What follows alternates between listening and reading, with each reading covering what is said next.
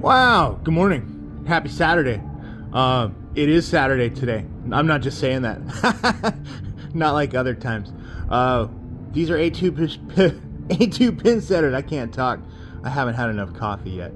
The complaint on lane 13 here is that it is setting pins, a new rack of pins from strike height. So we have our jumper and we're gonna hop up there. I don't know. It just feels a little, I don't know, darker in here than I remember. I mean, I wasn't here last week. I actually had a 2-day weekend for the first time in a couple years. So maybe I just got used to working normally in my Monday through Friday job with bright lighting in the machine area. That's okay. We have flashlights in this bag. So I've made sure that we are technically on first ball.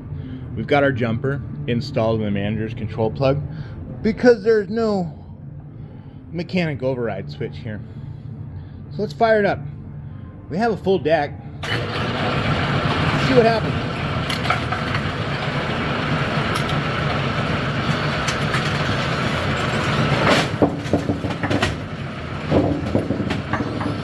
Okay. So, not quite what was described to us. If you guys listened closely, perhaps the audio picked it up. One pin, and one pin only, fell through before the pins actually made contact with the pin deck. We have a bad spotting finger somewhere in here. So we're going to go to second ball, we're going to cycle it, we're going to set an empty rack, we're going to stop at 270 and take it from there. Oops, first ball. I forgot to put it on second ball. That's okay.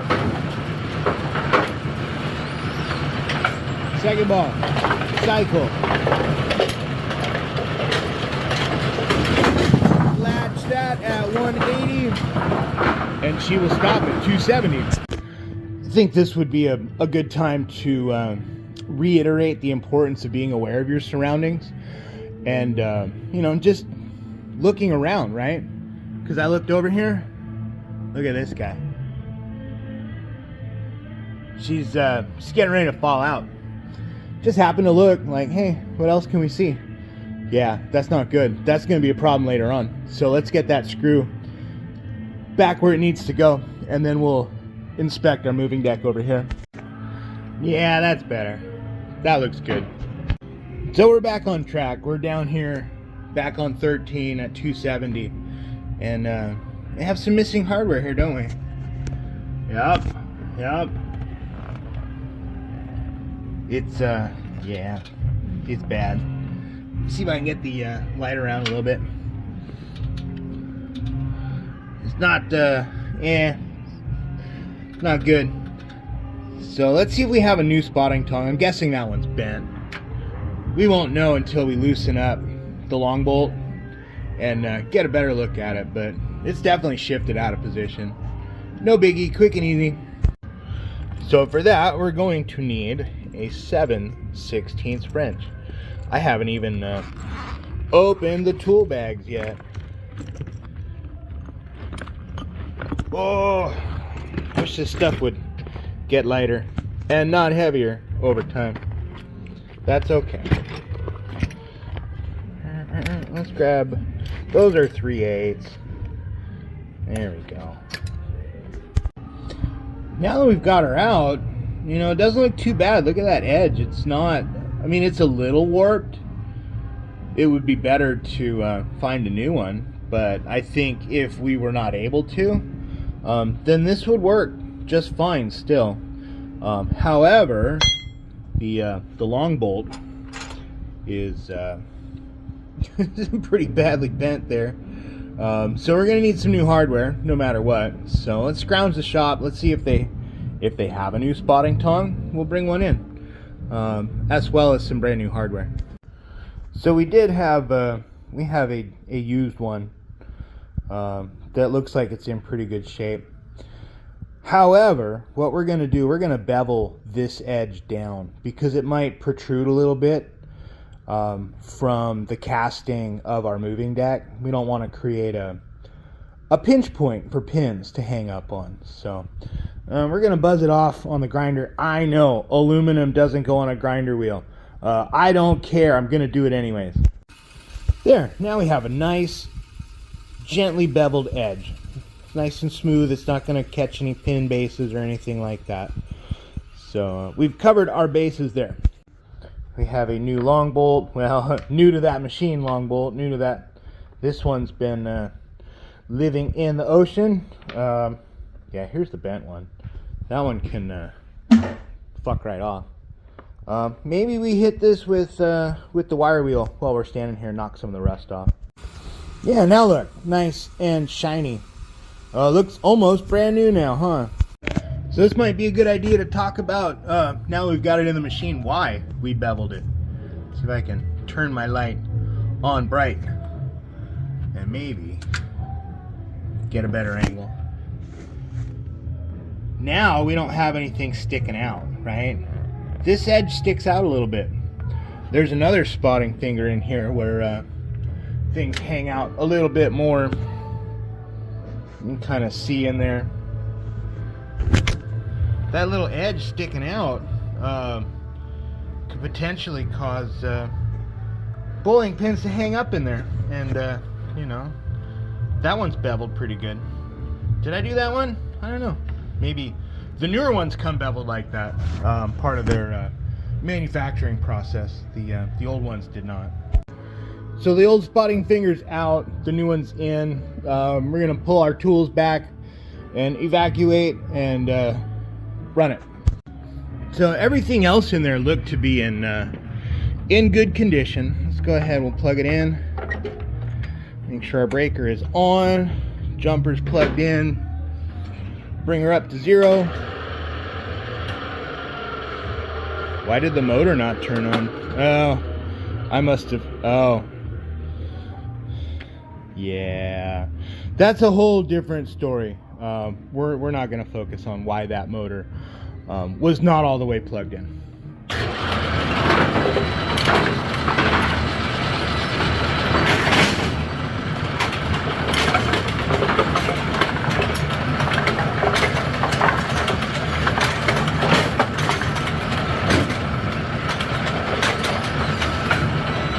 And just for good measure, we're gonna cycle it on first ball and make sure all of our scissors are working. Looks good. All right, we are done on this one. All right, so we can take 13 off of the list. That's good. Let's go down next to 17. That's the closest lane. Something about turret indexing, and well, here, I'll show you. They put this on the desk for me. They think this is bad on 17. I told them, I don't know, I'll go look at it. You might not need one of these. They rarely go bad, right? This is a little crazy. We still have the toe cutter guards, even though we don't have the toe cutter double spring tube deck lift shaft, and they have a guard here, but no guard there. So this guard realistically should be transferred next door to help protect against people from inadvertently putting their phalanges, either finger phalanges or toe phalanges, both of them are considered phalanges, into the machines. Let's do an overhead view of this indexing trip lever.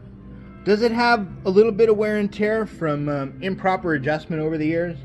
Yeah.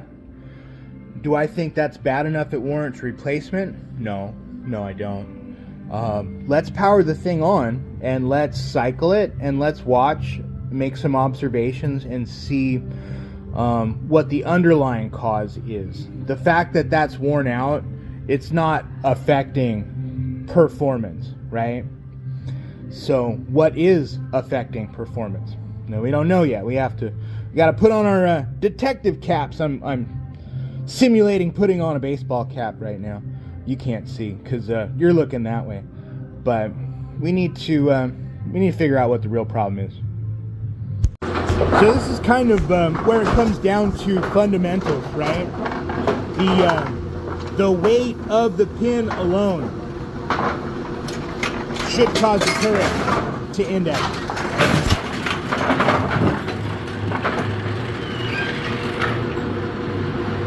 Fail. Excuse me. Fail.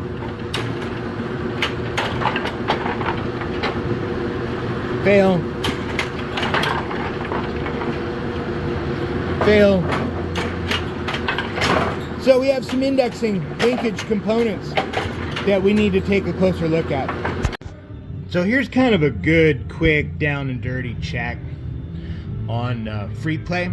Let me zoom out just a little more because I want you to see the lever and the stop latch.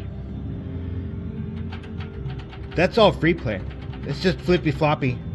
If I go a little more, can you see the lever moving? So right there is actual movement. This is free play. This is gross. This is bad. Of course you're gonna have indexing problems. It's definitely oh yeah, I took the bottom cover off while no one was looking, but have a little bit of wiggle room in here. It's mostly in the back pivot. Let's see if I can get you in there without blocking the light off too much. Yeah, that's not good. I don't know if they make a repair kit for the rear side. I know that, now you're zoomed in too close. They make a bolt-on kit for the front side here.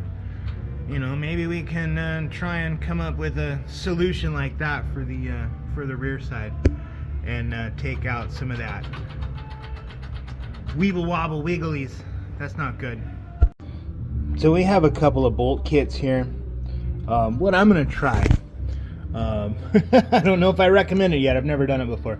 We're gonna take the X pin and X washer out and we're gonna put one of those bolt-on kits on the rear side. We may do the front side.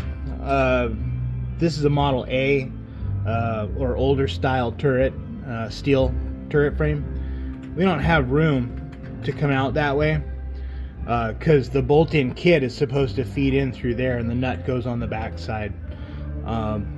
So we could, if we wanted to, we could drop that down. It's going to be a lot more involved and there's not an excessive, you know, well, it depends on your definition of excessive. There's more wear there. We can get the bigger bang for our buck if we address the slop on the rear side primarily, and then secondarily if needed on the front side. So we've got our bolt-in pin that's supposed to go on the front side mounted on the rear side. We've snug it up. Let's take a look at how much free play we have now. A little bit. A lot of it's coming from the bushings in the indexing bell crank.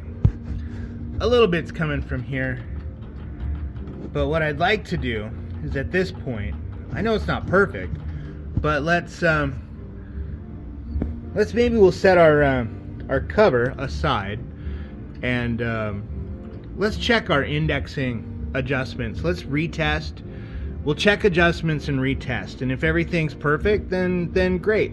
If we need to dig a little deeper, you know, we can do that too. So let's test. No, still fails. Yeah, we need to do a little more adjustment. Let's check again here after making a couple adjustments. Good.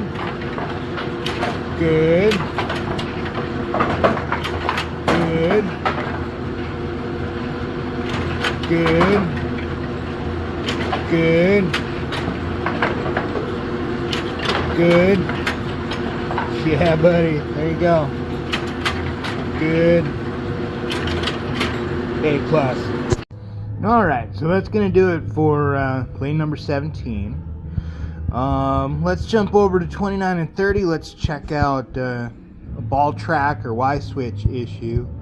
And the last thing, we're not going to do it on camera because we've done it many times before.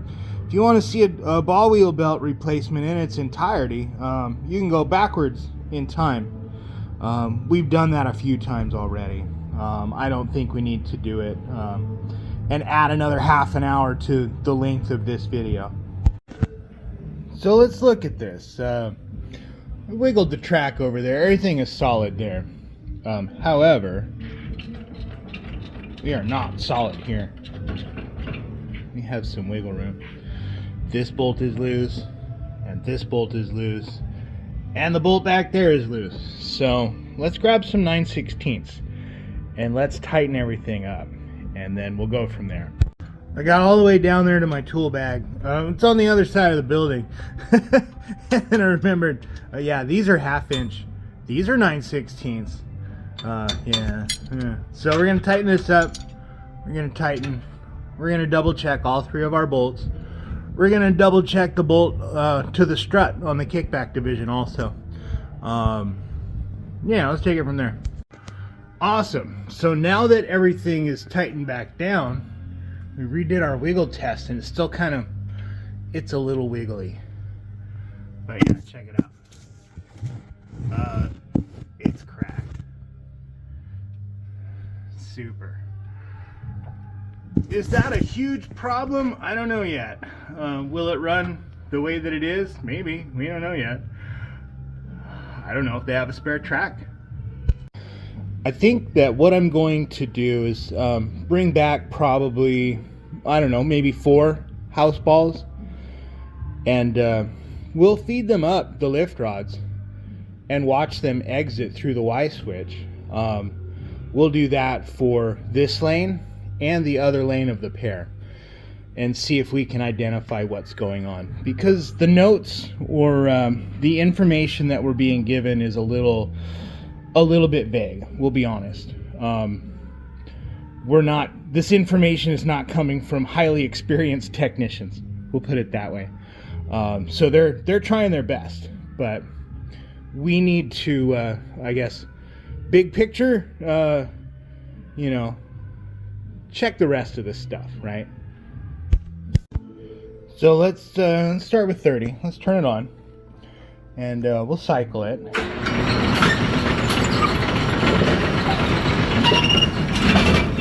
That one looked okay.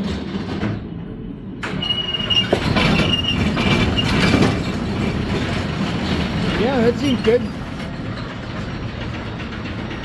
Next lane.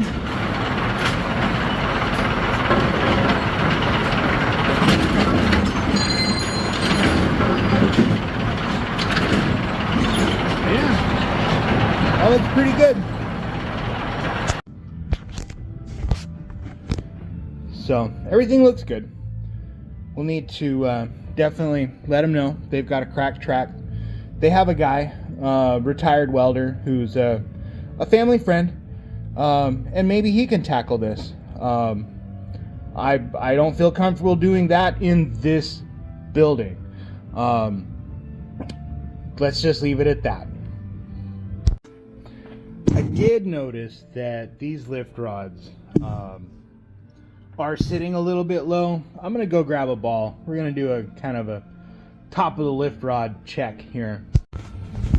I wouldn't think that we're gonna be, you know, too far out of spec, because the thing, I mean, literally we watched it just shoot 3 balls up and back with 0 hesitation. So if anything, I've got a ball started at the elbow.